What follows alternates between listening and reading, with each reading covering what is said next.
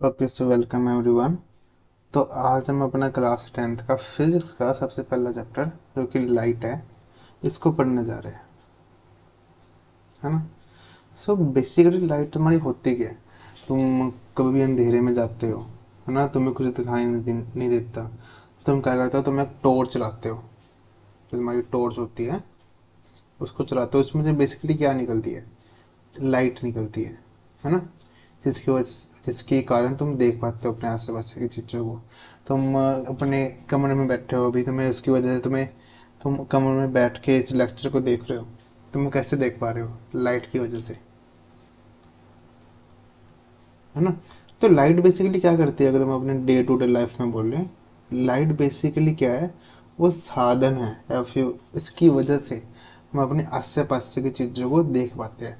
तुम अपने कमरे में बैठ के अपने कमरे की चीज़ों को देख पा रहे हो, तुम अपनी बुक को देख पा रहे हो, बुक को पढ़ पा रहे हो। वो क्यों कर पा रहे हो? सिर्फ लाइट की वजह से, जो तुम्हारी ट्यूब लाइट से या बल्ब से निकल रही है ना। वैसे ही किसी अंधेरे कमरे में जाते हो, तुम्हें उसमें तुम्हें देखना है तो तुम क्या कौन करते हो? फ्लैश लाइट अपने मोबाइल की, या फिर पहले अलग से फ्लैश लाइट आती थी, अब तो मोबाइल में ही है। तुम उसको ऑन करते हो देखने के लिए ऐसे वैसे, है ना, तुम्हारे कमरे में क्या है। तो बेसिकली अब जो ये लाइट है जिसकी वजह से हम अपने आसपास की चीज़ों को देख पाते हैं, है ना। इस लाइट की प्रॉपर्टीज़ क्या है? ये लाइट बेसिकली है क्या? ठीक है, हम लाइट की प्रॉपर्टीज़ क्या, करेक्टरिस्टिक्स क्या है, वो उस सबको हम चैप्टर में पढ़ेंगे। ठीक है। तो तुम्हें ना एक याद होगा चैप्टर 1 में हमने टाइप्स ऑफ रिएक्शन में एक रिएक्शन पढ़ी थी, डिकम्पोजिशन रिएक्शन। उसमें क्या होता था, कोई एक बड़ा मॉलिक्यूल है, वो उसके छोटे मॉलिक्यूल्स में ब्रेक हो जाता था, है ना। तो इसको ब्रेक करने के लिए, इस रिएक्शन को इनिशिएट करने के लिए हमें यहाँ पे कुछ एनर्जी देनी पड़ती थी, है ना। तो हमने क्या करता है, हमने जो एनर्जी देनी पड़ती थी, इसके हमने कई फॉर्म्स पढ़े थे। हम डिफरेंट डिफरेंट फॉर्म्स में दे सकते हैं। जैसे कि एक तो हीट हो गया, इसको गर्म कर दो, उसकी वजह से टूट सकता है। या फिर एक हो गया इलेक्ट्रिसिटी, इलेक्ट्रिसिटी हो गया, जिसमें हमने पढ़ा था इलेक्ट्रोलाइसिस ऑफ वाटर। जो तुम्हारा H2O है वो तुम्हारा हाइड्रोजन गैस और ऑक्सीजन गैस में ब्रेक डाउन करता है ना। या फिर एक हमने पढ़ी थी लाइट, जिसमें क्या था, हमने कोई केमिकल कंपाउंड एक सनलाइट के अंदर रख दिया था, जिसकी वजह से वो ब्रेक डाउन हो गया था। तो बेसिकली इससे हमें क्या पता लगता है? Light is nothing but a form of an energy. Light और कुछ नहीं है, बस एक एनर्जी की फॉर्म है ना, जिसकी वजह से हम डिफरेंट डिफरेंट चीज़ें देख पाते हैं। अब इसमें क्या था, हमने इसको सनलाइट में रखा। सनलाइट क्या, तुम डे, दिन में जब सन ऊपर होता है तो हम देख पाते हो आस पास से क्या है। और तुम क्यों देख पाते हो? सनलाइट की वजह से, है ना। रात को तुम नहीं देख पाते इतने क्लियरली, या फिर देख पाते हो अगर तुम्हारा मून, तुम्हारा स्काई क्लियर हो और जो तुम्हारा मून है वो क्लियर हो, जिसकी वजह से होती है मून लाइट। या फिर इसकी वजह से थोड़ा मोटा देख पाते हो, पर ये इतनी ब्राइट नहीं होती सनलाइट के कंपैरिजन में, है ना। पर मून की खुद की लाइट भी नहीं होती, ये भी एक कॉन्सेप्ट है। जो तुम्हारा मून है ऐसा, जिसकी खुद की लाइट कोई नहीं है, जिसकी वजह से वो दिखाई दे रहा है। जैसे सनलाइट क्या है, सन की तो खुद की लाइट है, वो यहाँ से अपनी लाइट इमिट कर रहा है, जिसकी वजह से हम देख पा रहे हैं। पर मून की खुद की लाइट नहीं होती। तो वो इसको हम फर्दर चैप्टर में पढ़ेंगे बाकी डिटेल में आगे। बाकी तो हमें इससे, तो बेसिकली अगर मैं कहना हो लाइट क्या है तुम्हारी, जो अभी तक हमने पढ़ा है पिछले चैप्टर से, उससे हम थोड़ा सा अगर एनालिसिस करिए, कंपैरिजन करिए, कंक्लूजन निकालिए। Light is nothing but a form of an energy, है ना। तो अब हम क्या है, इस लाइट की डिटेल में पढ़ेंगे, और इस डिटेल के अंदर हम दो कॉन्सेप्ट्स पढ़ेंगे, एक होता है रिफ्लेक्शन और एक होता है रिफ्रैक्शन। ठीक है। उससे पहले हम क्या करते हैं, हम अपनी थ्योरी पढ़ना शुरू करते हैं एनसीईआरटी से। We see a variety of objects in the world around us. However, we are unable to see anything in dark room. Obvious सी बात है, इसको अभी हमने पढ़ा ही है ना। On lighting of the room, तुमने अपनी कमरे की बल्ब चला ली है, ट्यूबलाइट चला ली, things becomes visible. What make things visible? During the day, sunlight help us see objects. An object reflects light that falls on it, this reflected light when received by our eyes enable us to see things. मतलब ये line important है, ये हमें बता रहा है कि हम चीज़ों को देख कैसे पाते हैं। अभी तक हमने क्या पढ़ा था, लाइट की वजह से हम किसी भी ऑब्जेक्ट को देख पा रहे हैं, पर उस देखने का जो प्रोसेस क्या है वो क्या है। सपोज यहाँ पे हमारा एक बॉक्स रखा है ना, और हमें इस बॉक्स को देखना है। हम सपोज यहाँ पे खड़े हैं, ये हमारी आईज है और हमने बॉक्स को देखना है, पर हमें वैसे नहीं दिखाई देगा। और यहाँ उसके लिए हमें क्या करना पड़ेगा, यहाँ पे सपोज एक बल्ब है ना, हमने इसको ऑन कर दिया, तो बल्ब से क्या होगा, ये एक लाइट फेंकेगा बॉक्स की तरफ, है ना।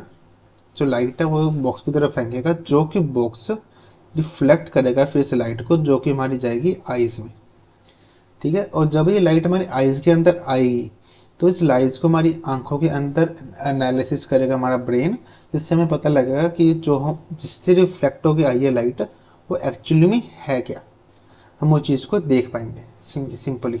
अब जैसे कि मैंने यहाँ पे मून बोला था, है ना, मैंने क्या बोल रहा था कि मून की खुद की लाइट कोई नहीं है, ठीक है, पर फिर भी वो एक रात को मून लाइट एमिट करता है। वो क्यों कर पाता है, तो बेसिकली क्या होता है इसमें, मून में, मून की जो सन है ना, वो सन अर्थ के ऊपर जो लाइट चलो फेंकता है रात को, सॉरी सुबह, पर वो रात को क्या करता है, मून के ऊपर लाइट फेंकता है। सपोज यहाँ से सन है, ये हमारा अर्थ है, और इसके यहाँ पे मून है, छोटा सा मून है ना। तो क्या होता है, सन ने लाइट फेंकी, लाइट गई मून के पास, और मून से रिफ्लेक्ट होके लाइट आई हमारे पास, है ना।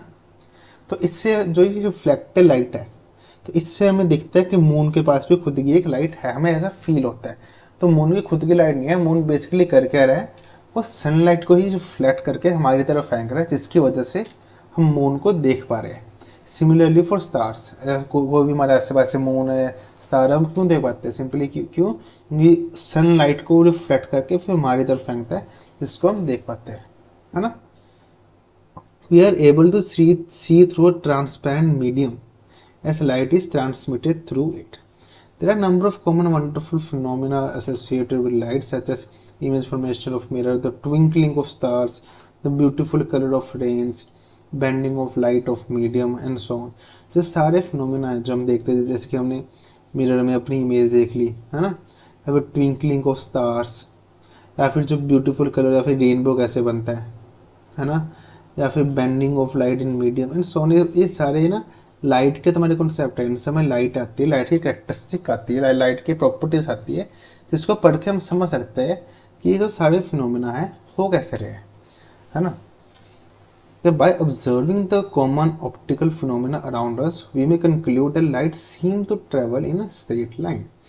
The fact that a small source of light casts a sharp shadow on an opaque object points to the straight line path of light, usually indicated as the ray of light.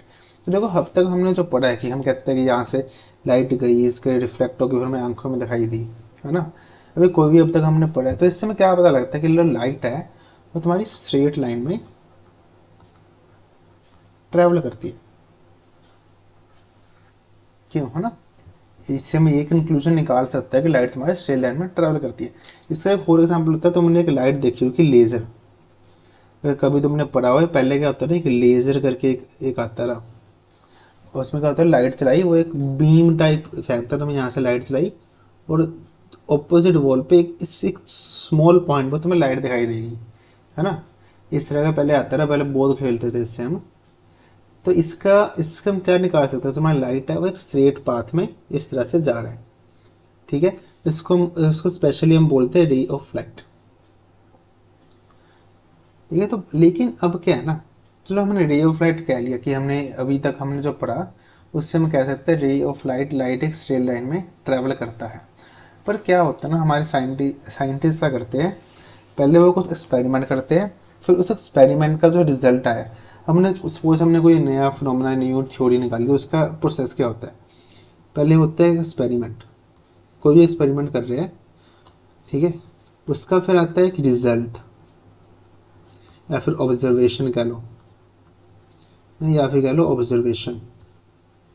अब जो तुम्हारी observation I है, इसको analysis करके इसकी फिर हम इसका रीज़न निकालने की कोशिश करते हैं। चलो सपोज हमने एनालिसिस कर ली इस रिजल्ट की, तो अब हम इसका रीज़न निकालने की कोशिश करेंगे कि रिजल्ट आया क्यों होगा, इसका ये स्पेसिफिक रिजल्ट आने के पीछे का रीज़न क्या होगा।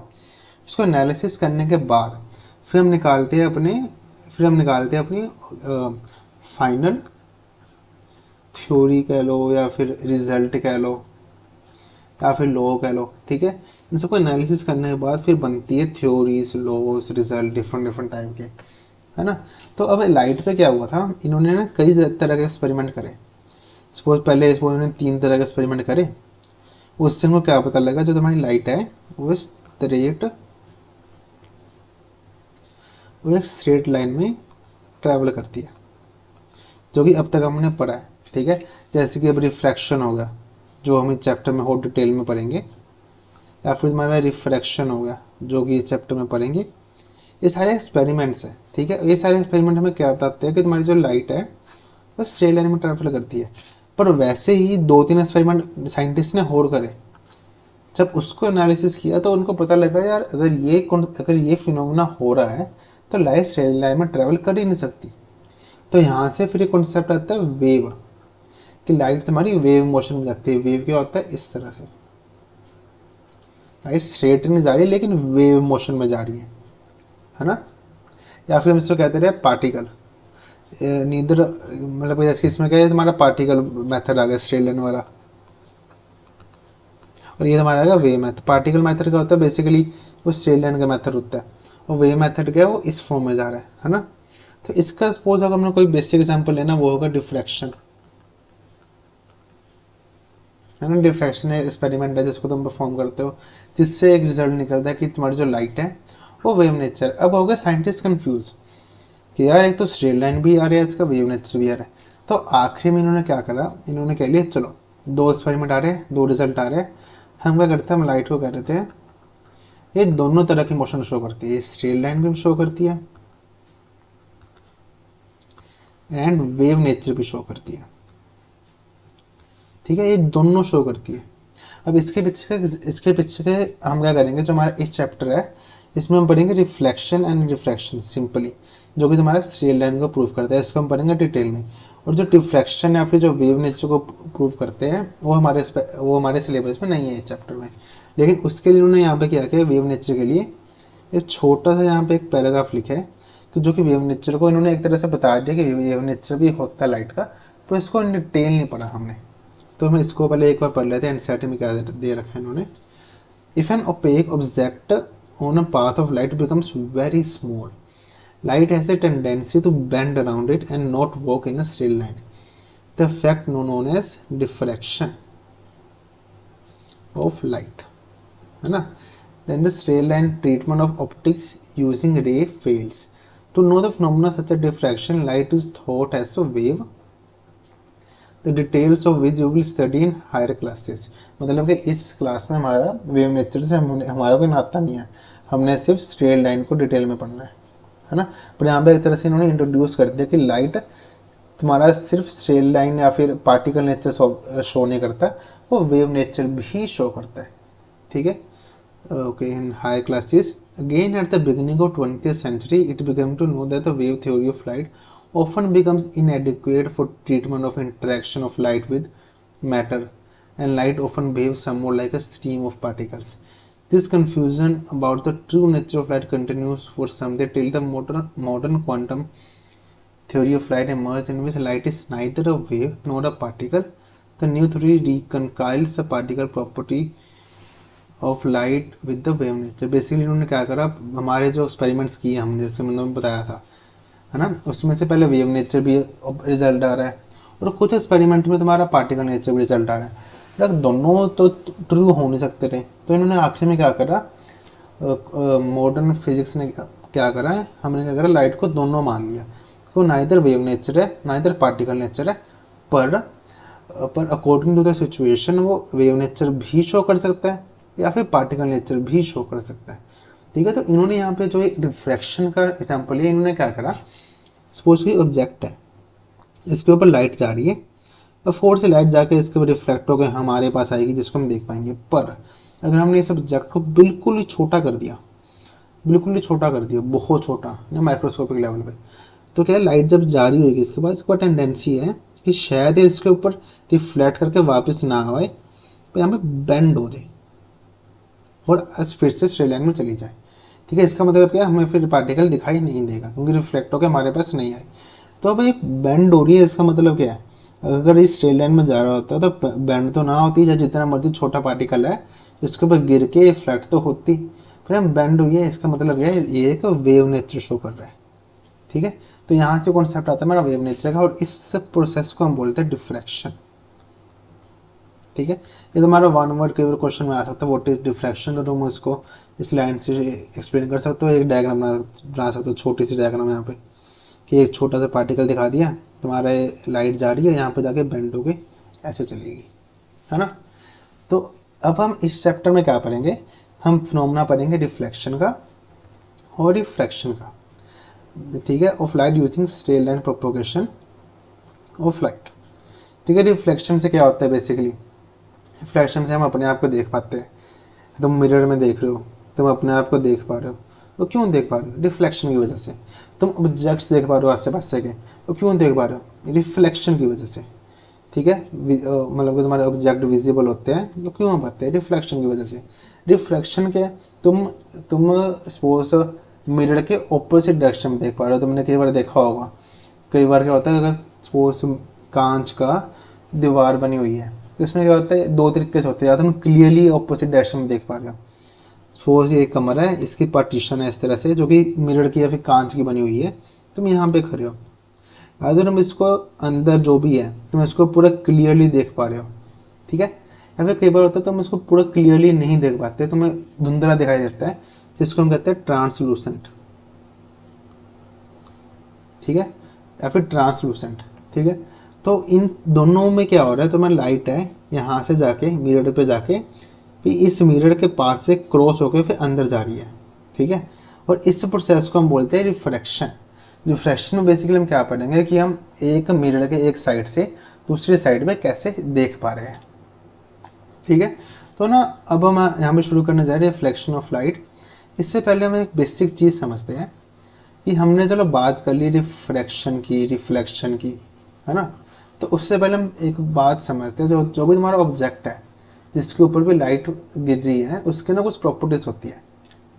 सपोज कोई भी एक ऑब्जेक्ट है जिसके ऊपर तुम्हारी लाइट गिरी है, ये तुम्हारी तीन तरह की प्रॉपर्टी शो कर सकते हैं। या तो फिर ये लाइट को रिफ्लेक्ट कर देगा, ठीक है, या फिर कर देगा ट्रांसमिट,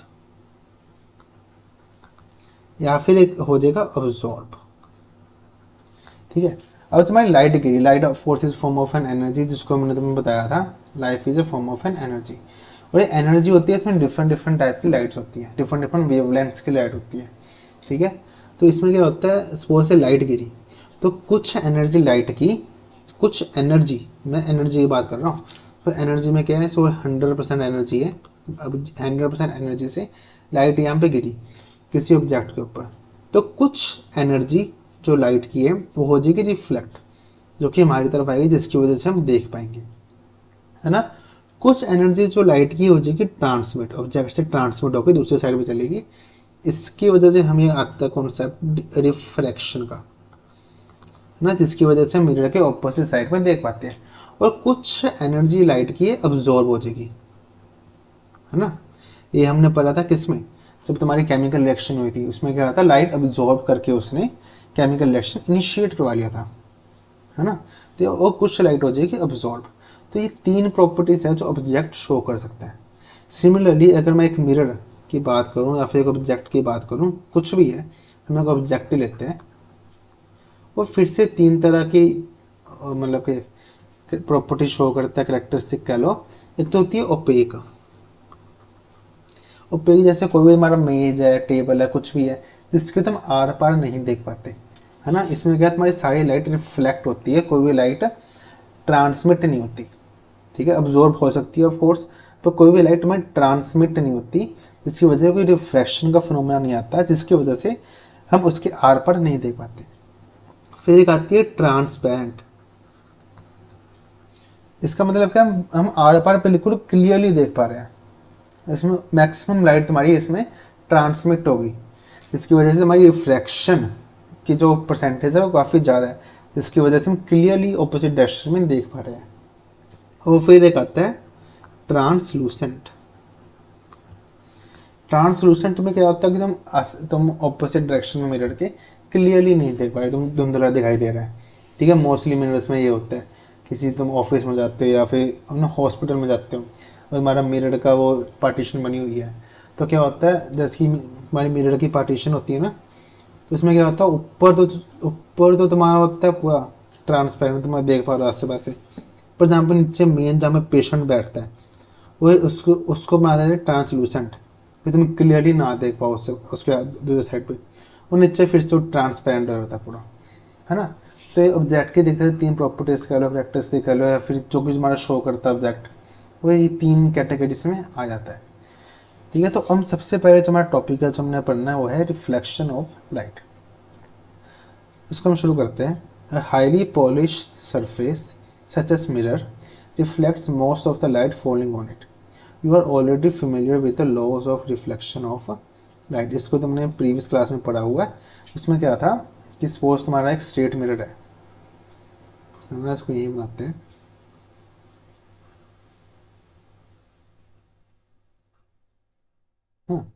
सपोज तुम्हारा एक स्ट्रेट मिरर है इस तरह से, फिर हमने यहाँ पे बनाए थे प्रिंसिपल एक्सेस।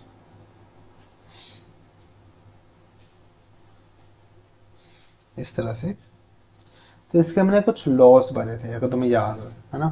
पहला लॉ क्या था, an incident, okay, the angle of incidence is equal to angle of reflection. इसका मतलब क्या है, सपोज कोई रे ऑफ लाइट है तुम्हारी, वो इस तरह से गिर रही है इसके ऊपर, मिरर के ऊपर, ये इस तरह से, ये तुम्हारा मिरर है ना, इस तरह से गिर रही है और ये तुम्हारा एंगल बना रही है थीटा, थीटा एंगल बना रही है प्रिंसिपल एक्सिस से, और इस एंगल को बोलते हैं हम, ये तुम्हारा आएगा angle of angle of incidence, है ना।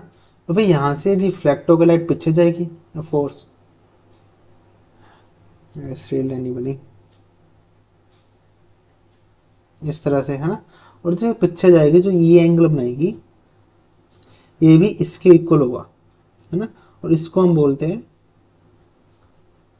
एंगल ऑफ रिफ्लेक्शन, है ना। जो एंगल ऑफ इंसिडेंट है, जिस एंगल से इसने जिस एंगल से लाइट तुम्हारी मिरर के ऊपर इंसिडेंट हुई है, वो तुम्हारी इक्वल होगी एंगल ऑफ रिफ्लेक्शन से, जिस एंगल से तुम्हारी लाइट रिफ्लेक्ट हुई है। ये तुम्हारा आता है पहला लॉ। दूसरा लॉ क्या था, incident ray normal to the mirror at the point of incidence is and the reflected ray all lie in the same plane. Basically क्या था, जो तुम्हारी इंसिडेंट रे है, जैसे बेसिकली ये तुम्हारी इंसिडेंट रे है, तो ये है, इसको हम बोलते हैं इंसिडेंट रे, है ना। और नॉर्मल, ये इस लाइन का बोलेंगे नॉर्मल, ये तुम्हारी हो जाएगी रिफ्लेक्टेड रे। ये तुम्हारी एक सेम प्लेन पे एग्जिस्ट करती है, अगर तुम इस पूरे को देखो, ये तुम्हारा एक सेम प्लेन पे है। ठीक है, ये मतलब प्लेन के बाहर नहीं आ रहा है, ऐसा नहीं है कि सपोज तुम्हारा तुम लैपटॉप पे देख रहे हो, मोबाइल पे देख रहे हो, लाइट तुम्हारी लैपटॉप के पैरेलल जा रही है और रिफ्लेक्ट होकर लाइट तुम्हारी तरफ आ गई, ऐसा नहीं होगा। अगर तुम्हारी लाइट लैपटॉप की स्क्रीन के पैरेलल जा रही है तो रिफ्लेक्ट होकर भी लैपटॉप की स्क्रीन के पैरेलल ही आएगी, है ना। वो सेम प्लेन में होगा। तो ये तुम्हारा जो ये वाला कॉन्सेप्ट था, ये तुम्हारा था इसका सेकंड लॉ, है ना। These law of reflection are applicable to all types of reflecting surface, including spherical surface. देखो हमने क्या पढ़ा था, हमने स्ट्रेट मिरर का पढ़ा था, पर जो ये सारे लॉज है ना, हम इसको किसी भी तरह के मतलब कि मिरर को दिखा सकते हैं। जैसे कि हमने इसमें तो स्ट्रेट पढ़ा था, एक होता है तुम्हारा स्फेरिकल मिरर, वो क्या होता है, सपोज पूरा सर्कल है, उसका एक छोटा सा पार्ट, ये वाला पार्ट है, सपोज हमने बाकी पार्ट काट दिया, तो ये आखिरी में बचा तुम्हारा, ये इसको हम बोलते हैं स्फेरिकल मिरर। स्फेरिकल मिरर, हम इस पर भी अगर कोई लाइट इंसिडेंट करेंगे ना, सपोज ये उसका नॉर्मल हो गया, तुम इसको ना स्ट्रेट मिरर से कंपेयर करो। सपोज यहाँ पे एक स्ट्रेट मिरर था, इमेजिनरी मिरर है सपोज स्ट्रेट मिरर, पर हमने क्या करा, हमने बस इसको जो मिरर का ऊपर का पार्ट है और नीचे का पार्ट है, इसको हमने टिल्ट कर दिया इस तरह से, है ना। तो बेसिकली ये क्या हुआ, ये तो नॉर्मली बनी लाइन जो ये लाइन थी। तो इस पे अगर हमने कोई इस तरह से कोई रे इंसिडेंट करी, ये वाइट में दिखेगा नहीं ना, हमने इस तरह से कोई रे इंसिडेंट करी इस पे, और इसने एंगल बनाया थीटा, और यहाँ से रिफ्लेक्ट होगी, तो जो ये एंगल बनेगा ये भी थीटा ही बनेगा। और जो सारी रे ऑफ रे है ये सारी तुम्हारी सेम प्लेन में एग्जिस्ट करेगी, ठीक है। तो मतलब मिरर कोई भी ले सकते हो, पर जो लो है यूनिवर्सल है, ये हर एक टाइप के मिरर सरफेस पे एप्लीकेबल होंगे। You are familiar with the formation of image by a plane mirror. हमने प्लेन मिरर पे इमेज भी कैसे बनती है उसको स्टडी किया था ना। इसका फॉर एग्जांपल अगर हमने लेना है इसको, ये हमने क्या किया था, हमने एक मिरर लिया यहाँ पे, है ना। इस पर हमने बनाई प्रिंसिपल एक्सिस, ये प्रिंसिपल एक्सिस होगी, और यहाँ पे एक ऑब्जेक्ट था, ये सपोज एक ऑब्जेक्ट है यहाँ पे, तो हमने इसकी मिरर देखनी है कहाँ पे बनेगी। तो हमने क्या करा, हमने इसके लॉस को यूज़ करा, मिरर के लॉस को यूज़ करा। तो इसके लिए क्या होता था, हमने क्या करा, हमने एक कॉन्सेप्ट होता रहा,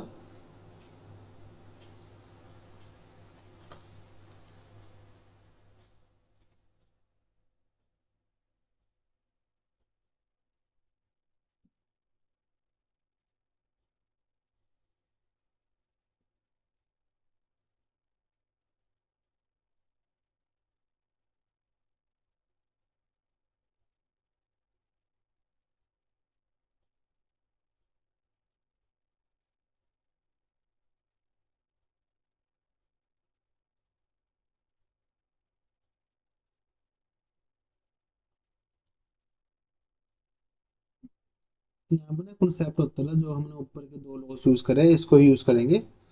तो इसको हम ऐसा करते हैं, रेड पेन से बनाते हैं कि यहाँ से हमने इस पर इंसिडेंट रे फेंकी इसके ऊपर, और जो हमारा रीजन है ना, यहाँ से रिफ्लेक्ट होके रे वापस जाएगी इस तरह से कुछ, है ना।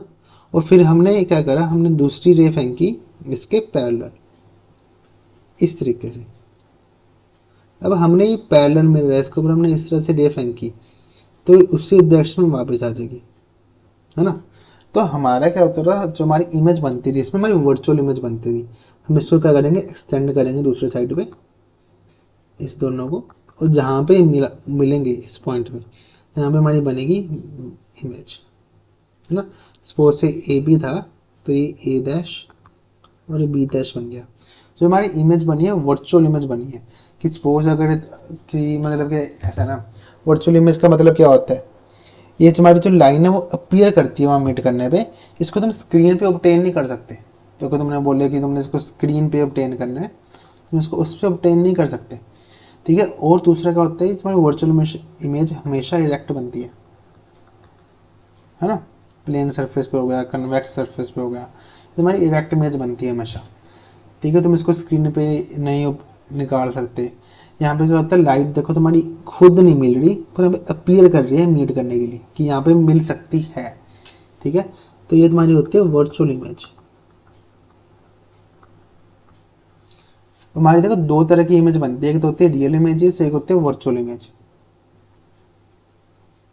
रियल इमेज इसको भी तुमने शायद पढ़ा हुआ है पिछले क्लासेस में, वर्चुअल इमेज। बाकी इसको हम डिटेल में पढ़ेंगे इस चैप्टर में भी, रियल इमेजेस क्या होते हैं, वर्चुअल इमेज क्या होता है। तो जहाँ पे भी इमेज फॉर्मेशन हो रही है, ये दोनों कॉन्सेप्ट तो आएंगे ही आएंगे, है ना। रियल इमेज क्या होता है, जहाँ पे जो तुम्हारी रे ऑफ लाइट है, ठीक है, लाइट रेज एक्चुअली मीट, उसको हम बोलते थे रियल इमेज। या फिर जहाँ पे light rays appear to meet, इसको हम बोलते हैं वर्चुअल इमेज, जैसे ऊपर हमारी प्लेन मिरर में बनती है, ठीक है। इसको तुम can't be obtained on screen, तुम इसको स्क्रीन पे ऑब्टेन नहीं कर सकते।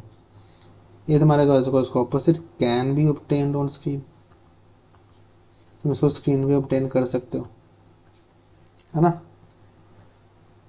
और इसका मतलब इसका क्या है, तुम्हारी बनती है इन्वर्टेड, तुम स्क्रीन पे ऑब्टेन कर सकते हो। इसलिए क्या होता है, जब तुम्हारा कोई भी जैसे कि प्रोजेक्टर है, तुम उसमें लेंस यूज़ कर रहे हो, है ना, प्रोजेक्टर में लेंस यूज़ करते हो ना तुम प्रोजेक्ट करने के लिए, तो उसमें क्या होता है, उसमें तुम उसमें कन्वेक्स या कनकेव लेंस यूज़ करते हो, क्योंकि उसमें तुम्हारी रियल इमेज बनती है। ठीक है, उसमें तुम कनकेव लेंस होता है जो कि मैं यहाँ पे डिटेल में पढ़ेंगे, इसकी ये है ना कनकेव लेंस, ये लिखा है यहाँ पे। तो उसमें कनकेव मिरर, यहाँ पे एक मिरर है, यहाँ पे कनकेव लेंस होता है, जो तुम आगे पढ़ेंगे उसमें कनकेव लेंस यूज़ करते हो, क्योंकि उसमें क्या है, तुम्हारी रियल इमेज बनती है, उसको तुम स्क्रीन पे ऑब्टेन कर पाते हो। ये तुम्हारी इन्वर्टेड बनती है, ये तुम्हारी बनती है इरेक्ट। ठीक है, इसका एग्जाम्पल, अगर एग्जाम्पल लिखना है, इसकी image formed on cinema screen, cinema screen पे जो इमेज बन रही है उसके लिए भी तुम्हारे मिरर लेंस का यूज़ होता है, उसमें रियल इमेज बनती है। ठीक है, ये तुम्हारी बनती है कनकेव मिरर से, फॉर्म्ड बाय कनकेव मिरर। ठीक है, इसका एग्जांपल क्या हो जाएगा, इसका हम लोग हो जाएगा image formed by plane mirror, या फिर ये हमारा हो जाएगा कन्वेक्स मिरर। ठीक है,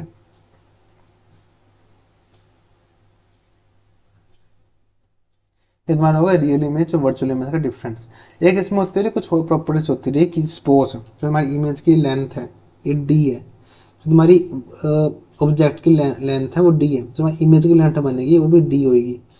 जो इसका ये डिस्टेंस होगा, जैसे ए डिस्टेंस है, ये सेम डिस्टेंस से बनेगा, है ना। ये कुछ इमेज फॉर्मेशन की प्रॉपर्टीज होती थी जो तुमने पिछले क्लासेस में पढ़ी होंगी। तो हम चलते हैं आगे। The image formed by plane mirror is always virtual and erect, है ना।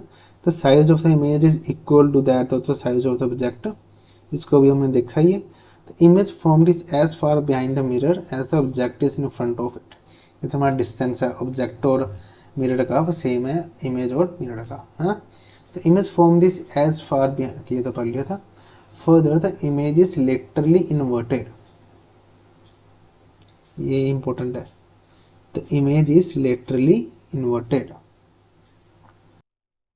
तो इसका मतलब क्या होता है कि ना, लेटरली इन्वर्टेड क्या होता है कि अगर तुम अपने आप को शीशे में देख रहे हो, है ना, तुम अपने आप को शीशे में देख रहे हो, अगर जब तुम अपने लेफ्ट हैंड ऊपर उठाओगे, जो तुम्हारी इमेज मिरर में बन रही है उसका राइट हैंड ऊपर होगा। फॉर एग्जांपल यहाँ पे मिरर है ना, यहाँ पे तुम हो, यहाँ पे तुम्हारी इमेज है। तो इसमें क्या होता है, लेटरली इन्वर्टेड क्या है, जो तुम्हारा लेफ्ट साइड है ये वाला, ये इसका राइट साइड हो जाएगा। कि तुमने अगर अपना लेफ्ट हैंड ऊपर उठाया तो इमेज में तुम्हें दिखेगा कि वो अपना राइट हैंड ऊपर उठा रहा है। तुम्हें अपना राइट हैंड नीचे करा तो जो इमेज में दिखेगा तुम्हारा लेफ्ट हैंड नीचे कर रहा है। तुम्हें करके देखना था, मिरर के सामने खड़े हो जो, तो अपना लेफ्ट हैंड ऊपर उठाओ, तो तुम अपने इमेज को देखोगे वो अपना राइट हैंड ऊपर उठाएगा, इमेज के परस्पेक्टिव से ऑफ कोर्स। तो इस कॉन्सेप्ट को कि तुम्हारा लेफ्ट हैंड मिरर का राइट हैंड बन जाए या फिर तुम्हारा राइट हैंड मिरर का लेफ्ट हैंड बन जाए, इसको हम बोलते हैं लेटरली इन्वर्टेड, है ना। इसका मतलब क्या है, बेसिकली रिवर्सल ऑफ इमेज। इसको अगर हमें लिखना है, रिवर्सल ऑफ इमेज। ठीक है, इसमें क्या ऑब्जेक्ट्स जो कि तुम्हारे लेफ्ट हैंड साइड में है एंड राइट हैंड साइड में, तुम्हारे स्विच हो जाते हैं। तुम्हारा लेफ्ट है वो उसका राइट हो जाएगा, जो तुम्हारा राइट है वो उसका लेफ्ट हो जाएगा। ठीक, अब हमने क्या पढ़ना है, अब हमने पढ़ना कर्व्ड सरफेस पे अगर कोई ऑब्जेक्ट है रिफ्लेक्ट कर रहा है तो उसकी उसकी क्या प्रॉपर्टीज होंगी, वो कैसे होगा, हमने भी उसको पढ़ना है। सबसे बेस्ट एग्जांपल क्या होता है कर्व सरफेस का, तुम अपना एक स्पून ले लो, शाइनिंग स्पून जिसको हम चम्मच कहते हैं, और उसमें अपनी शक्ल देखो। ठीक है, तुम्हें किस तरह की शक्ल दिखाई दे रही है, स्मॉलर लार्जर, तुम्हें क्या क्या उसमें जो तुम्हें शक्ल दिखाई दे रही है अपनी, उसकी कैरेक्टरिस्टिक्स क्या है, उसको नोट करने की कोशिश करो। फिर हम उसको पढ़ेंगे कि जो कैरेक्टरिस्टिक बनी है वो कैसे बनी है, कैसे बन सकती है। ठीक है, यहाँ पे अगर हम देखिए, a curved surface of a shining spoon could be considered a curved mirror. The most commonly used type of curved mirror is a spherical mirror. Of course, the reflecting surface of such mirror can be considered to form a part of a surface of sphere. So तो मैंने पीछे बताया था, a curved surface is nothing but a part of a complete sphere. हमने circle काटा, इसका छोटा सा पार्ट ले लिया, ये तुम्हारा कर्व सरफेस बन गया। We shall not study about the spherical mirror in some details. अब हम सबसे पहले क्या करते हैं, हमने अब इमेज फॉर्मेशन पढ़नी है कि मिरर पे, कर्व सरफेस के मिरर पे इमेज कैसे फॉर्म हो रही है। तो उससे पहले हम क्या करेंगे, हम स्फेरिकल मिरर को स्टडी करेंगे, स्फेरिकल मिरर कैसे होते हैं। ठीक है, a reflecting surface of a spherical mirror can be a curved inward और आउटवर्ड। ये दो तरह के होते हैं, कि तो कनकेव मिरर जैसे कि ये कन्वेक्स मिरर। इसको तुम कैसे याद कर सकते हो, तुम्हारा केव होती है ना इस तरह से, वो से बना हुआ है ना, इसको हम क्या बोलते हैं, केव बोलते हैं। जंगल में एक इस तरह से केव बनी हुई है। अब तुमने क्या करा, केव का जो कर्व पार्ट है इसके ऊपर के पार्ट को तुमने शाइनिंग सरफेस दे दिया, इसको तुमने इडेक्ट कर दिया इस तरह से, है ना। तो ये क्या बन गया, ये तुम्हारा बन गया कनकेव मिरर। मतलब जहाँ पे भी तुम्हारा केव आ जाए तो उसके हम अंदरला पार्ट है उसको हम स्टडी करेंगे। ठीक है, जो भी अंदर का पार्ट है। जब मतलब कन्वेक्स आ जाए इसका मतलब क्या है, जो जो कर्व मिरर है जो इसका बाहर का पार्ट है ना, उसको स्टडी करेंगे। तो वही इन्होंने यहाँ पे लिखा हुआ है, surface spherical mirror whose reflecting surface is curved inward, है ना, इनवर्ड कर्व्ड है, and that is faces towards the centre of the sphere. मतलब जो तुम्हारा ये कर्व सरफेस है इसका तुम अगर पूरा स्फीयर बनाओगे तो सर्कल ये सेंटर की तरफ तुम्हारा बना हुआ है। Centre of the sphere is called concave mirror. Concave cave बनी हुई है, मतलब हम उसके अंदर के पार्ट को कंसिडर कर रहे हैं, है ना। ऐसी spherical mirror whose reflecting surface is curved outwards is called convex mirror. The schematic representation of this mirror is shown in figure 9.1. ये तुम्हारे दो तरह के मिरर है, concave mirror and convex mirror. You may now understand that the surface of the spoon curved inwards can be approximated to concave mirror. जो तुम्हारा चम्मच बना हुआ है जो कि उसका अंदर का पार्ट है उसको हम कह सकते हैं कि वो concave mirror है। तुम्हारा बाहर का पार्ट है जो कि बल्ज पार्ट है उसको हम कह सकते हैं वो एक तरह से convex mirror है ना। Before we move further on the spherical mirror, we need to recognize and understand the meaning of few terms. These terms are used in discussion or spherical mirror. The center of reflecting surface of a spherical mirror is point called pole. तो क्या है ना, देखो mirror को study करने के लिए हमें कुछ टर्म्स पढ़ने पड़ेंगे। ठीक है, उस टर्म्स को अगर हमने आके कुछ भी पढ़ना है मिरर में तो टर्म्स बार बार यूज होंगे, तो हमें पहले पता होना चाहिए। सबसे पहला टर्म जो आता है तो हमारा है पोल। ठीक है, ये बेसिकली क्या है, centre of the reflecting surface, जहाँ पे इन्होंने लिखा हुआ है centre of the reflecting surface of the spherical mirror. मतलब क्या है, ये तुम्हारा मिरर है ना, इसका रिफ्लेक्टिंग सरफेस सपोज ये तुम्हारा कनकेव मिरर है, इसका अंदर का पार्ट रिफ्लेक्टिंग सरफेस है ना, इसका सेंटर क्या होगा, रिफ्लेक्टिंग सरफेस है वो ये वाला होगा, बिल्कुल सेंटर रिफ्लेक्टिंग सरफेस का। इसको और इस सेंटर को हम बोलते हैं pole. It lies on the surface of the mirror, of course surface पे लाई करता है, ये सरफेस है इसको लाई कर रहा है। The pole is represented by letter P, हम इसको पी से डोनेट करते हैं। ठीक है, वैसे ही the reflecting surface of the spherical mirror forms a part of sphere. This sphere has a centre, this point is known as centre of curvature, जिसको हम रिप्रेजेंट करते हैं सी से। अब क्या है, सपोज से तुम्हारा मिरर है, कनकेव मिरर है और ये पूरे एक स्फीयर का पार्ट है ना। ये तो हो गया इसका पोल, लेकिन जो इस पूरे स्फीयर का जिसका ये पार्ट है इसका सेंटर है, ठीक है, वो मिरर, उसको हम बोलते हैं centre of curvature. Centre of curvature ये रहा, है ना, और उसको हम रिप्रेजेंट करते हैं सी से। तो इस स्फेरिकल मिरर का जो भी हमारा सी होगा वो क्या होगा, इस पूरे जिस स्फीयर का ये पार्ट है उसका सेंटर होगा, है ना। Please note that the centre of curvature is not the part of mirror. Of course ये मिरर का पार्ट नहीं है, मिरर के बाहर है। इसको हमने क्यों यूज करना है, अगर हम इमेज फॉर्मेशन करें, इमेज फॉर्मेशन पढ़ेंगे आके तो उसमें काम आएगा बेसिकली, और कुछ नहीं। पर ये मिरर का पार्ट नहीं है, मिरर के बाहर है, अपने कन्वीनियंस के लिए हमने इसको बना रखा है। ठीक है, okay, the centre of curvature of concave mirror lies in front of it, however it lies behind the mirror in case of convex mirror. और तुम इस लाइन को एक बार पढ़ लो, ठीक है, इसको हम समझेंगे जब हमारी इमेज फॉर्मेशन शुरू होगी, इसमें तुम्हें और डिटेल में समझ आ जाएगा। बेसिकली क्या कर रहा है, जो तुम्हारा सेंटर ऑफ कर्वेचर है कनकेव मिरर का, वो तो यहाँ पे इसके मिरर के सामने लाई करता है। पर तुम्हारा कन्वेक्स मिरर है, ठीक है, कन्वेक्स मिरर कौन सा होता है तुम्हारा, ये वाला, ये तुम्हारा कन्वेक्स मिरर है ना। तो इसमें क्या होता है, जो हमारा सेंटर ऑफ कर्वेचर है वो मिरर के बिहाइंड लाई करता है, ठीक है। उसको हम आगे जब इमेज फॉर्मेशन पढ़ेंगे तो डिटेल में तुम्हारा समझ आ जाएगा। Image formation of spherical mirror, ये अगला टॉपिक ही है, तो थोड़ी देर में शुरू करेंगे, तो उसमें तुम्हें समझ आ जाएगा। You may note that in figure 9.2a and b, okay, 9.2a and b, ये 9.2a and b है, the radius of sphere of such of which the reflecting surface of a spherical mirror forms a part is called the radius of curvature of mirror, ठीक है। अब देखो ये जो पूरा spherical surface है इसका एक रेडियस भी होगा, है ना। अब क्या है, इस रेडियस को अगर हम मिरर से कैलकुलेट करिए, 4 जो इसका पार्ट है, तो ये डिस्टेंस ये भी आर होगा। अगर से मिरर से इसको कैलकुलेट करते हैं, इसको हम बोलते हैं रेडियस ऑफ कर्वेचर, जिसको हम आर से डोनेट करते हैं, जो कि मिरर का बेसिकली क्या है, पोल और सेंटर का डिस्टेंस है ना, और कुछ नहीं। वो इन्होंने यहाँ पे लिखा हुआ है radius of curvature of the mirror, उसके बारे में इन्होंने यहाँ पे लिखा हुआ है, it is represented by letter R. You may note that the distance between P and C is equal to radius of curvature, मतलब कि जो तुम्हारा सेंटर और पोल का डिस्टेंस है वो रेडियस ऑफ कर्वेचर के बराबर है।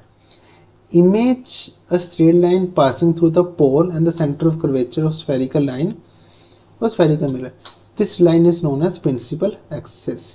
जैसे तुम्हारी उसमें होती थी ना, क्या कहते हैं, नॉर्मल होती थी जैसे हमारे प्लेन मिरर में, वैसे इसमें क्या है, जो ये लाइन है जो तुम्हारी सेंटर और पोल से पास करे, इस लाइन को हम बोलते हैं, जो कनेक्ट कर रहे हैं दोनों को, इसको हम बोलते हैं प्रिंसिपल एक्सिस। अब जैसे जो भी तुम्हारा था उसमें तुम्हारे स्ट्रेट मिरर में कहा था, जो नॉर्मल थी इसके ऊपर, जो भी इमेज फॉर्मेशन स्टडी कर रहे थे वो इसके रिस्पेक्ट में कर रहे थे, है ना, कि इसके ऊपर जो कोई ऑब्जेक्ट है, फिर लाइट गई, फिर कैसे बनी।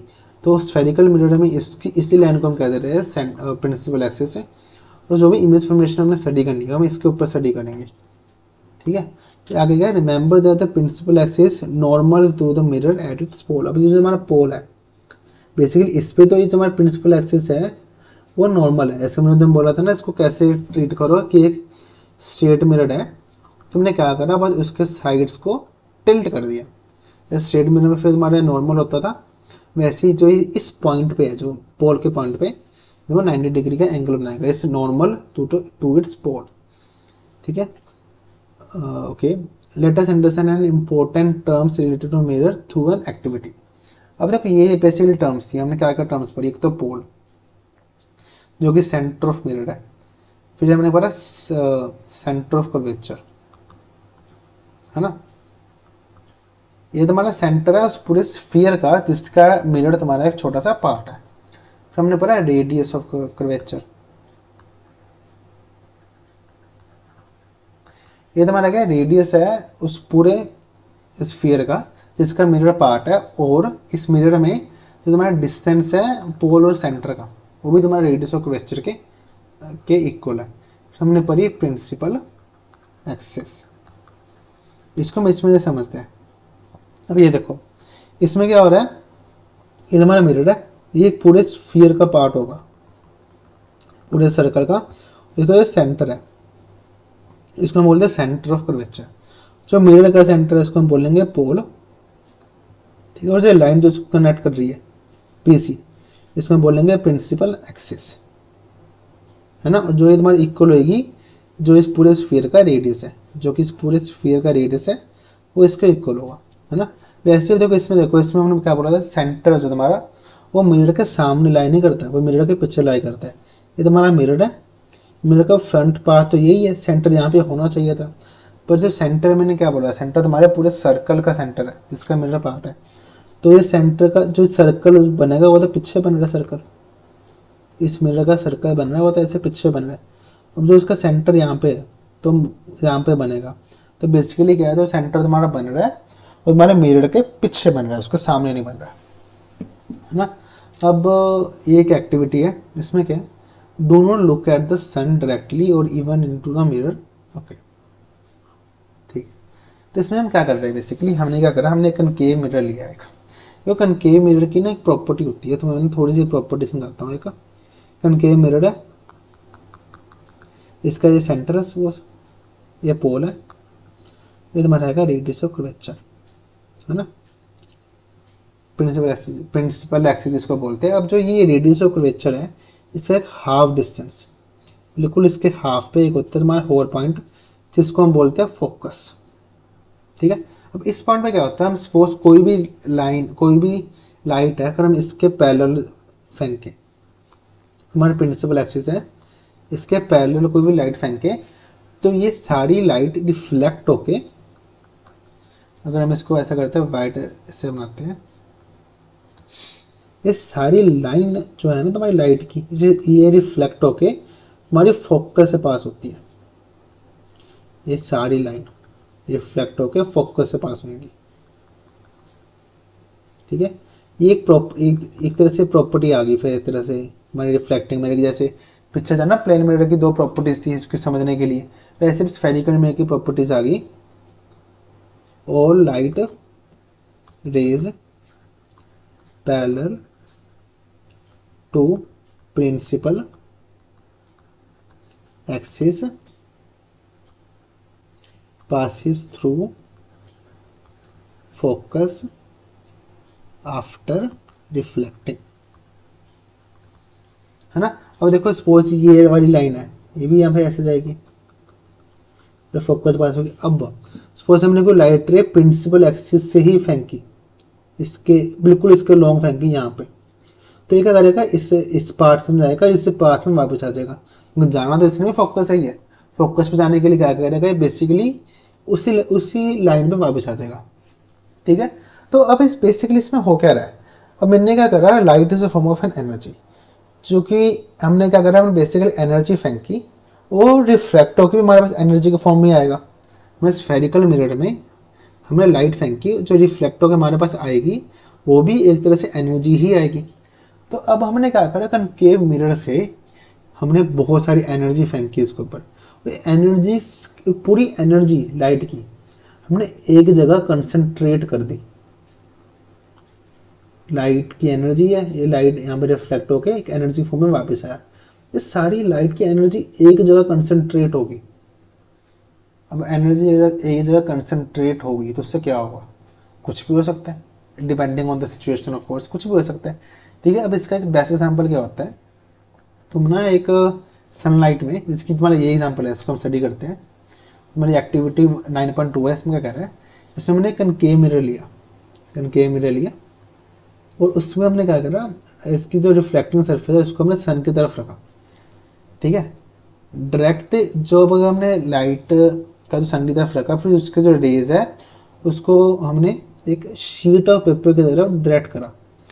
Direct the light reflected by the mirror on the sheet of paper held close to the mirror. Move the sheet of the paper back and forth gradually until you find on the paper sheet a bright, sharp spot of light. Hold the mirror and the paper in the same position for a few minutes. इसमें क्या करा, हमने एक concave mirror लिया, उसको sunlight के अंदर रखा, तो इसमें क्या होगा, लाइट जाएंगी ऑफ कोर्स इसके ऊपर, है ना, ये वापस होएंगी, लाइट जा रही है वापस हो रही है, फोकस की तरफ जा रही है। अब हमने क्या रखा, जहाँ पे तुम्हारा फोकस जिसकी तरफ जा रही है वहां पे हमने रख दिया एक पेपर। तो पेपर पे क्या होगा, हमें पता कैसे लगेगा तुम्हारा पेपर एक फोकस पे आ गया, तो हमें पता लगेगा वहां पे हमें एक ब्राइट, एक शार्प स्पॉट दिखेगा, मतलब पूरे पेपर पे हमें सेंटर में कोई एक स्पॉट दिखेगा, जहाँ पे जो कि बाकी हर जगह से ब्राइट है ज़्यादा। इसका मतलब क्या है, अब तुम्हारा ये पॉइंट मिरर के फोकस पे आ गया। ठीक है, अब लाइट रिफ्लेक्ट होकर इसके ऊपर जा रही है, तो बेसिकली क्या हो रहा है, सारी सनलाइट की एनर्जी है जो कि मिरर के ऊपर गिर रही है, वो इस एक पॉइंट पे कंसंट्रेट होगी, वो सारी एनर्जी है वो इस एक पॉइंट पे इकट्ठी होगी।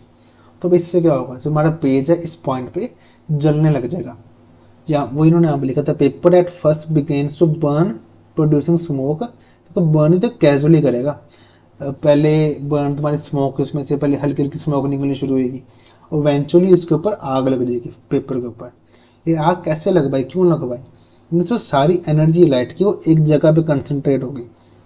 तो इस समय पता क्या लगता है कि जब भी लाइट ऑफ रेस हमारी पैरेलली जाती है कनकेव मिरर के, तो वो एक पॉइंट पे आके कंसंट्रेट हो जाती है, तो उस पॉइंट को हमने बोला फोकस, जो कि तुम्हारा रेडियस ऑफ कर्वेचर का एग्जैक्टली हाफ है, ठीक है। Why does it burn? The light of the sun converges at a point, converges at a point basically क्या है, कंसंट्रेट होगी एक पॉइंट पे, जिसको अगर हमने प्रॉपर वर्डिंग में लिखना है तो converges is a better word, converges at a point as sharp and bright spot by the mirror. In fact, this spot of light is the image of the sun. तो basically भाई हो क्या रहा है, हमने क्या करता है, इमेज में क्या होता रहा, लाइट रिफ्लेक्ट होने के बाद कोई भी दो रेज ऑफ लाइट ले ली, रिफ्लेक्ट होने के बाद जहाँ पे वो इंटरसेक्ट करेंगी वहाँ पे उसकी इमेज बनेगी। अभी इंटरसेक्ट फोकस पे करिए तो बेसिकली क्या हो रहा है, ये तो सन की है, सन की इमेज ही बन रही है और कुछ नहीं है, शीट ऑफ पेपर सन की इमेज ही बन रही है जहाँ पे तुम्हारी लाइट कंसंट्रेट हो रही है, ठीक है। और इस पॉइंट को हम बोलते हैं focus of concave mirror. The heat produced due to concentration of sunlight ignites the paper. The distance of this image from the position of mirror gives the approximate value of focal length of the mirror. Of course हम क्या कर सकते हैं, mirror से जितना दूर है जहाँ पे इमेज बन रही है, तुम्हारा जहाँ मतलब जितना दूर तुमने पेपर रखा है अपने शीशे से, तो मुझे डिस्टेंस को अगर कैलकुलेट करो तो इससे तुम्हें क्या निकल जाएगा, तुम्हारी फोकल लेंथ निकल जाएगी, इसको हम बोलते हैं focal length, distance between focus and pole, है ना। वही इन्होंने यहाँ पे लिखा है, gives the approximate value of focal length of the mirror. Let us try to understand with the help of a ray diagram. अब बेसिकली क्या है, जो अभी हमने एक्सपेरिमेंट किया है उसको हम रे डायग्राम के फॉर्म में अंडरस्टैंड करने की कोशिश कर रहे हैं, जो कि मैं समझा चुका हूँ पहले कि यहाँ पे एक प्रॉपर्टी होती है, साइड रेज को पैरेलली फेंकोगे तो एक पॉइंट पे कन्वर्ज हो जाएगी या फिर कंसंट्रेट हो जाएगी, जिसको पॉइंट को हम बोलते हैं फोकस। ऑब्जर्व द फिगर 9.2 ए। अच्छा पहले हम फिगर को थोड़ा क्लियर करते हैं, जो किसी ने समझने के लिए बोला। हाँ तो 9.2 का जो ए पार्ट है ना, बेसिकली इस वाले को बोल रहा है। A number of rays parallel to the principal axis are falling on the concave mirror.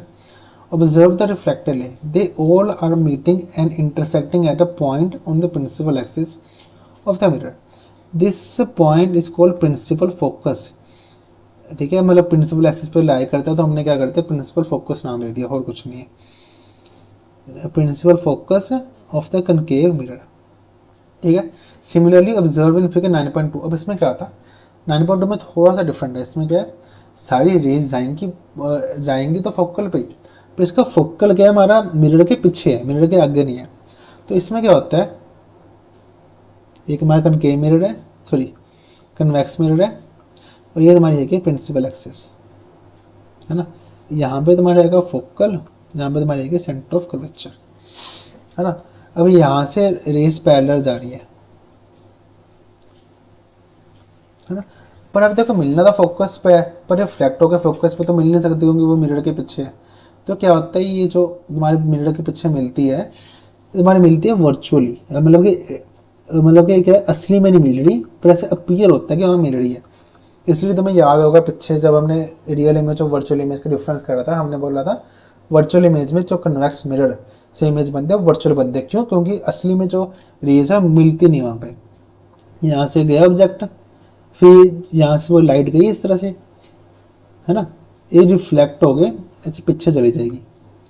तो इसको अगर आप एक्सटेंड, जो पीछे जा रही है ये बेसिकली जा रही है फोकस ही, इसको एक्सटेंड करोगे जाके फोकस पे ही मिलेगा, यहाँ से जा रहा है ये जाएगा फोकस ही, फोकस को एक्सटेंड करोगे इसके ऑपोजिट डायरेक्शन में जाएगा बेसिकली, और कुछ नहीं है। ये वर्चुअली जाके, असली में नहीं मिल रहा पर वर्चुअली जाके फोकस से मिल रहा है। तो यहाँ पे जो इमेज बन रही है वर्चुअल इमेज बन रही है, इमेज तो यहाँ पे ही बन रही है, तो यहाँ पे तुम्हारी इमेज बन रही थी, बेसिकली क्या हो रहा था, इमेज ही तो बन रही थी यहाँ पे फोकस पे, ऐसी इमेज यहाँ पे भी बन रही है पर यहाँ पे वर्चुअल इमेज बन रही है। How are the rays parallel to the principal axis reflected by a convex mirror? The reflected ray appear to come from a point on a principal axis. इसमें क्या होता है, इसमें अपीयर होता है सारी लाइट कन्वर्ज हो रही है, बट इसमें क्या हो रहा है, हमें अपीयर हो रहा है सारी रिफ्लेक्टेड लाइट एक पॉइंट से निकल रही है, डाइवर्ज हो रही है, हमें ऐसा अपीयर हो रहा है ना।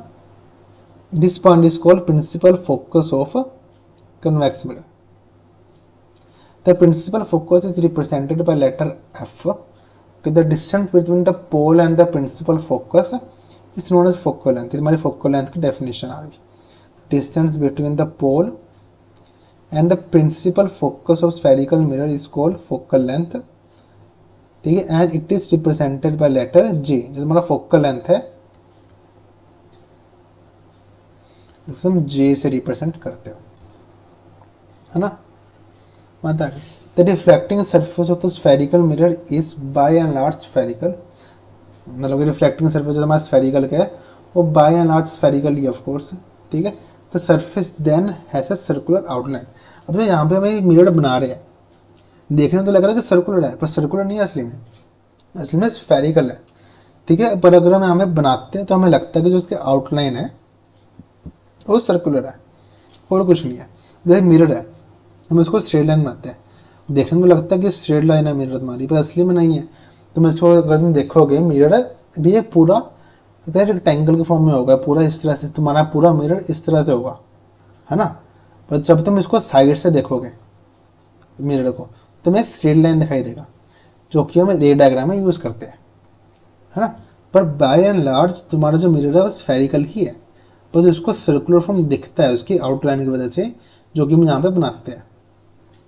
तो तुम्हारा मिरर है वो इस तरह से है ना। सपोज तुम्हारा स्फेरिकल मिरर डायग्राम इतनी अच्छी नहीं है, तो तुम इसको साइड से देखोगे तो तुम्हारा ये आउटलाइन ही दिखेगी एक, ये सर्कुलर है शायद, जैसे कि the diameter of the reflecting surface of spherical mirror is called its aperture.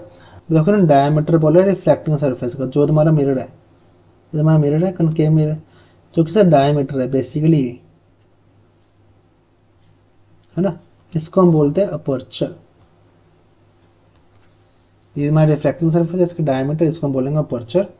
Okay, figure 9.2 mn represent aperture, जिसके 9.2 में देखो। ओके, ये mn है ना, ये पूरा जो इस मिरर का ये है, इसको हम बोलते हैं अपर्चर। ठीक है, we shall consider in a discussion only such spherical mirror whose aperture is much smaller than the radius of curvature. हमने जो पढ़ना है उसमें क्या करेंगे, जो अपर्चर है वो बहुत छोटा है रेडियस से, तो बेसिकली क्या, हम बहुत बड़ा स्फीयर लेंगे, बहुत बड़ा स्फीयर लेंगे जिसका छोटा सा पार्ट हम लेंगे मिरर के फॉर्म में, ताकि जो इसका अपर्चर है वो रेडियस से छोटा रहे काफ़ी बेसिकली, है ना। In this relation between the radius of curvature and focal length और spherical mirror, okay, is there a relation. तो मैंने अभी बताया रेडियस ऑफ कर्वेचर का half is equal to focal length, है ना। Okay, focal length, okay, focal length F. अच्छा, तो यहाँ पे मेरे से थोड़ी गलती हो गई थी, मैं तभी सोचूं ये जे कहाँ से आया, पहले मुझे तो कन्फ्यूजन सी हो गई थी। हाँ, तो फोकल लेंथ का सिंबल जे नहीं एफ ही है, स्मॉल एफ है बस। फोकस का सिंबल बड़ा एफ है, फोकल लेंथ का सिंबल स्मॉल एफ है। वही को मुझे लगा एनसीईआरटी ने गलत दे रखा है, फिर मैंने सोचा एक बार जो जे लिखते थे, पर मैं क्रॉस चेक कर लूँगा कि एनसीईआरटी ने तुम्हारे 10th की सही लिखा है गलत लिखा है, तुम्हें इन्फॉर्मेशन देने से पहले। पर हाँ, यहाँ पे इसका फोकल लेंथ का जो मतलब का सिंबल है वो स्मॉल एफ ही है। हाँ, तो हमने क्या पढ़ा था कि जो रेडियस का हाफ है वो हमारे फोकल लेंथ के इक्वल होगा फॉर स्फेरिकल मिरर। ओके, और small aperture the radius of curvature is found to be equal to twice of the focal length. Of course radius का हाफ होगा फोकल लेंथ है, तो रेडियस का हो जाएगा फोकस का ट्वाइस, है ना। This implies the principal focus of spherical mirror it lights midway between the pole and the centre of curvature. इसको इसको मतलब मैं समझा चुका हूँ पिछले जब ये डायग्राम हमने बनाई थी। तो इसके बाद जब हम आता है, अब हमारा आता है main topic, image formation of spherical mirror. Spherical mirrors में इमेज कैसे फॉर्म हो रही है। ठीक है, अब एक बहुत इंपॉर्टेंट टॉपिक है, तो इसको हम सेपरेटली ही करेंगे, इसको हम नेक्स्ट लेक्चर में कंटिन्यू करेंगे। तो अब तक तुमने क्या करना, जो हमने मिरर पढ़े हैं उसकी बेसिक प्रॉपर्टीज़, ठीक है, बेसिक टर्म्स, इसको अच्छे से पढ़ के आना, समझ के आना, ताकि जब तुम इमेज फॉर्मेशन तुम पढ़ो तो तुम्हें आसानी से याद हो। तुम्हें पता होना चाहिए कि मैं पोल बोल रहा हूँ तो पोल कहाँ पे, सेंटर ऑफ कर्वेचर बोल रहा हूँ उसका मतलब क्या है ना, ताकि तुम इमेज फॉर्मेशन अच्छे से पढ़ पाओ। तो एक बार ये ज़्यादा तो अभी मैंने किया नहीं, हमने 3-4 पेज ही की है, तो तुम इसको खुद पढ़ना जरूर, फिर इसके बाद नेक्स्ट लेक्चर कंटिन्यू करना। ठीक है, so thank you for watching.